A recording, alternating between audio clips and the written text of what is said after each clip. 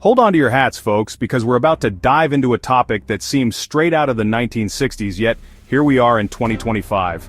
The Trump administration, in a move that has shocked and dismayed many, has decided to lift the ban on segregated facilities for federal contractors. Yes, you heard that right. The same government that's supposed to ensure equal treatment for all has decided to take a giant leap backwards. This isn't just about separate water fountains or bus seats, though those images are hard to shake off. It's about a mentality, a mindset that some people seem intent on clinging to, no matter how outdated or downright wrong it may be. The message is clear. Discrimination is back on the menu and the government is serving it up on a silver platter. Now, the administration might try to sugarcoat this decision, claiming it's all about cutting red tape and reducing burdens on businesses. But let's be real, folks. This isn't about streamlining bureaucracy. It's about turning back the clock on civil rights. It's about sending a message that segregation, in whatever form it may take, is no longer a deal breaker when it comes to doing business with the government. To fully grasp the gravity of this situation, we need to rewind the clock a bit. For decades, a clause in federal contracting rules has stood as a bulwark against segregation. This clause, put in place during the civil rights era, explicitly banned contractors from maintaining segregated spaces. We're talking about basic things like waiting rooms, restrooms, even drinking fountains. Imagine being told you couldn't use a certain facility simply because of your race, religion, or gender identity. That's the reality this clause was designed to prevent.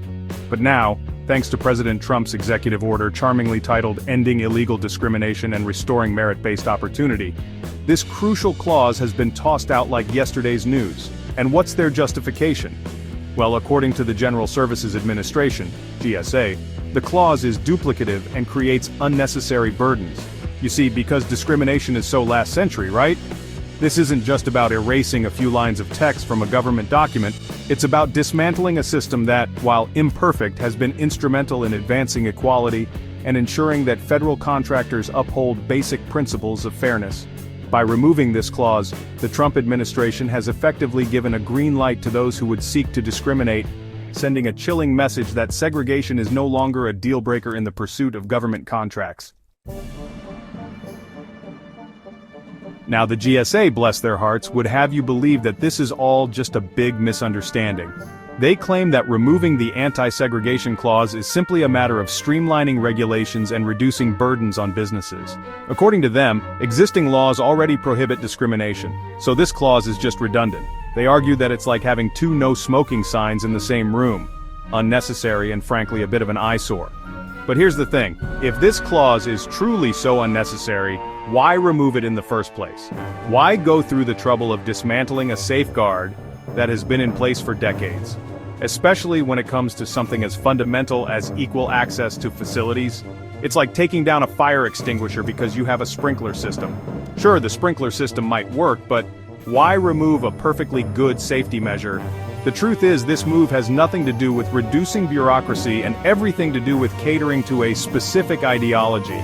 It's about sending a message that the government is no longer particularly concerned with actively combating discrimination. It's like saying, sure, segregation is technically illegal, but we're not going to go out of our way to prevent it.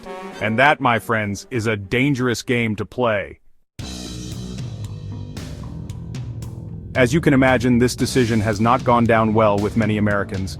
Civil rights groups have condemned the move, calling it a blatant attempt to erode decades of progress.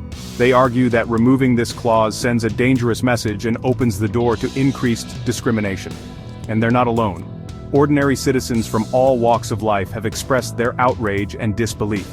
Social media is ablaze with criticism, with many pointing out the hypocrisy of an administration that claims to champion equality while actively dismantling measures designed to achieve it. The implications of this decision are far-reaching and potentially devastating. It creates a climate of uncertainty and fear, particularly for minority groups who have historically been the targets of segregation.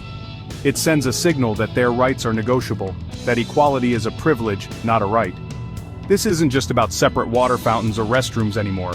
It's about a mindset, a belief system that has no place in a just and equitable society.